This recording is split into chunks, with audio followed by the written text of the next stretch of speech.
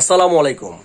যারা আমার ভিডিও দেখেছেন তারা অবশ্যই জানেন আমি বলেছিলাম বাংলাদেশে যদি তারেক রহমান আসে বাংলাদেশ পাল্টে যাবে। তারেক রহমান সাহেব যখন বাংলাদেশে এসেছে আমি তখনও বলেছিলাম সে দীর্ঘ 17 বছর ব্রিটেন থেকে তিনি দেশপ্রেম শিখে এসেছেন, ভালোবাসা শিখে এসেছেন, মানবতা শিখে এসেছেন, ইনসাফ শিখে এসেছেন। তার প্রমাণ এ জাতি পাচ্ছে প্রতিটি মুহূর্তে, প্রতিটি ক্ষণে। এই জাতি পাচ্ছে তারেক রহমান কেমন মাল, কেমন মনুষ্যত্ব তার।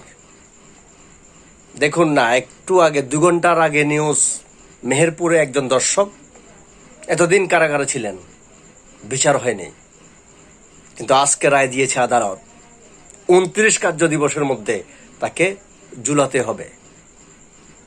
এটা একমাত্র তারেক রহমান ক্ষমতায় আসার পরে হচ্ছে, তার আগে নয়। দেখুন না, মেহেরপুরের এই ঘটনা দর্শককে দেখতে পাচ্ছেন। 29 কার্য দিবসের মধ্যে তাকে ফাঁসি দিতে হবে, আদালত এই রায় দিয়ে দিয়েছে।